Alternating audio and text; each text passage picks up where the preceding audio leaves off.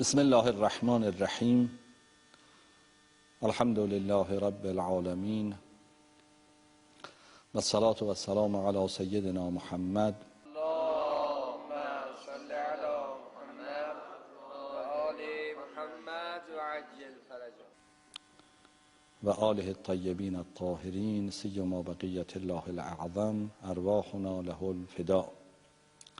اعوذ بالله من الشیطان الرجیم. الحمد لله رب العالمین. در جلسه قبل صحبت درباره مطلب پنجم در تفسیر الحمدلله رب العالمین بود. عرض کردیم که با توجه به معنایی که الف و لام در الحمد دارد و لام لله معنایی که برای اون عرض کردیم، معنای الحمدلله این است که هر حمدی از هر حامدی صادر شود و بر هر محمودی واقع شود، این حمد خداست. چند نکته در این باره اشاره کردیم که خدمتتون عرض کنم 4 نکته در این زمینه در برنامه گذشته بیان کردیم. نکته پنجم در تفسیر الحمدلله این است که حمد خدا، ستایش خدا، در واقع فرایند شناخت و معرفت اوست.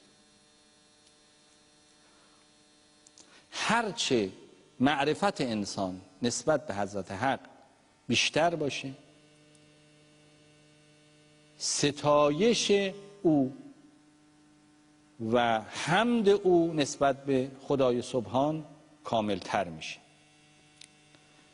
روی این حساب بهترین و کاملترین حامد خدا و ستایشگر خدا خود خداست. چرا؟ چون هیچ کس مانند خدا خودش رو نمیشناسه و نمیتواند بشناسه.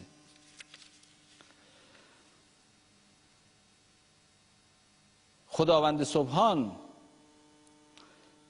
نه تنها بهترین محمود است، همونطور که در دعا آمده یا خیر حامد و محمود، ای بهترین ستایش شده ها و ستایشگرها. حامد یعنی ستایشگر، محمود یعنی ستایش شده. ای بهترین ستایشگر و ستایش شده. خدا بهترین ستایشگر خودش هست، چون کسی جز خدا خودش رو اونطور که هست نمیتواند بشناسه که بتواند ثنا و ستایش او کند.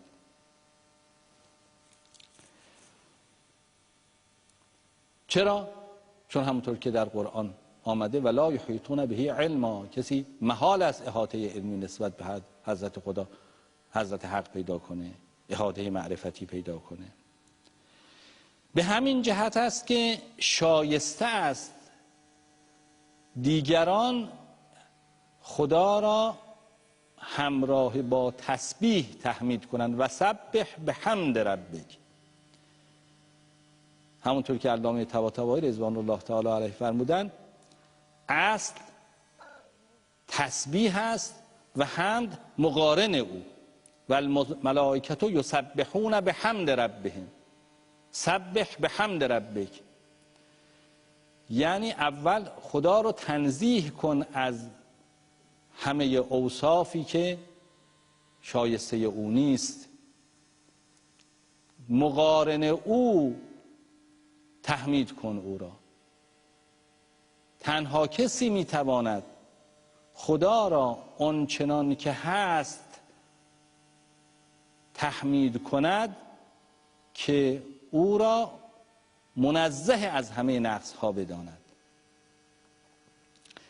به همین جهت پیامبر خدا که سرآمد اهل معرفت هست، در دعایی که فریقین از اون حضرت نقل کردن خطاب به خدای سبحان در مقام نیایش و دعا می‌فرماید لا احصی ثناء علیک انت کما اثنیت علی نفسک.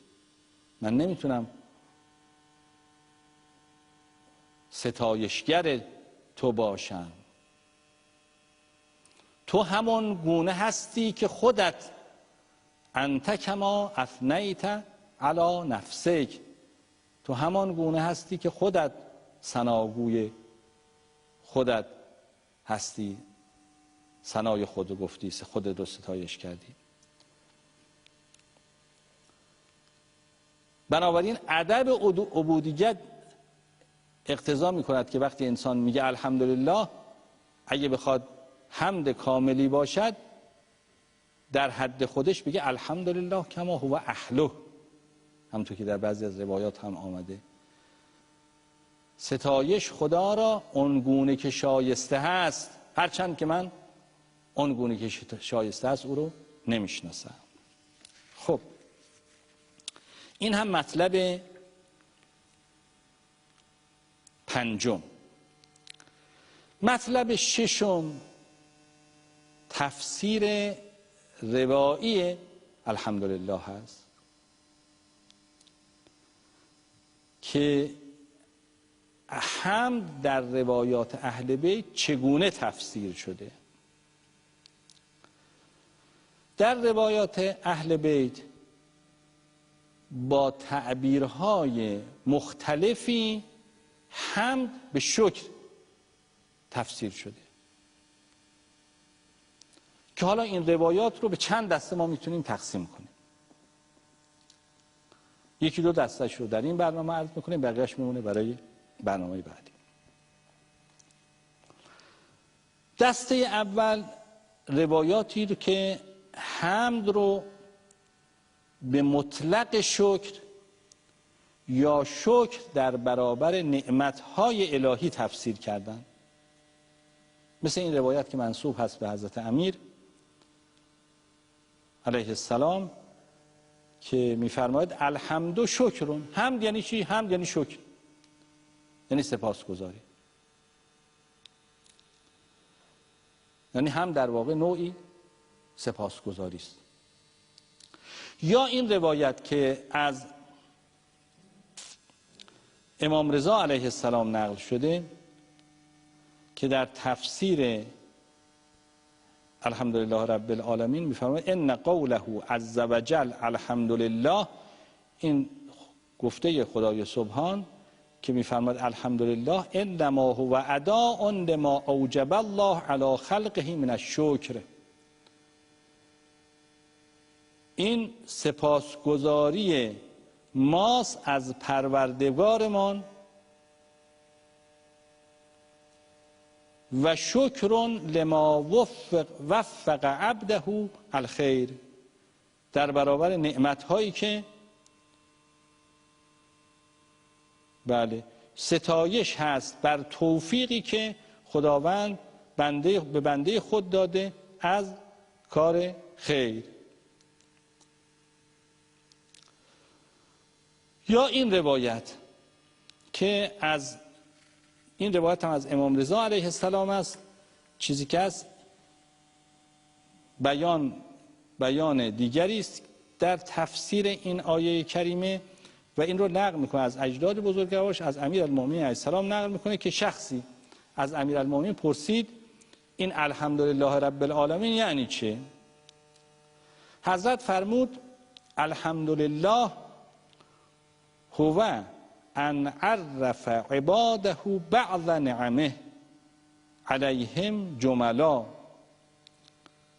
اذ لا یقدرون علی معرفت جمیعها بالتفصیل لانها اکثر من ان تحصى او تعرف فقال لهم قولوا الحمدلله علی ما انعم به. الحمدلله این ستایش خدا رو یعنی چی؟ اینجوری تفسیر میکنه، یعنی این که خداوند به بندگانش برخی از نعمتهای که به اونها داده رو مختصرا جملا، یعنی مختصرا اجمالا شناسانده. چرا؟ چون بندگان نمیتوانند تمام نعمتهای او را به تفصیل بشناسند. چرا؟ چون این نعمتها لانها اکثر من ان تحصی او تعرف، نعمتهای خدا بیشتر از آن است که شماره شود یا شناخته شود. بعد میفرماد فقال لهم قولوا الحمدلله علی انعم به، از این رو به آنها گفته بگید ستایش خدا را به سبب نعمتهایی که به ما ارزانی داشته. حالا اون نعمتها چیه؟ بیش از آن است که بتوانیم اون نعمتها رو ما بشناسیم یا اونها رو بشمریم. انشاءالله دسته دوم از این روایات بمانه برای برنامه بعدی. غفر الله لنا و لکم انشاءالله.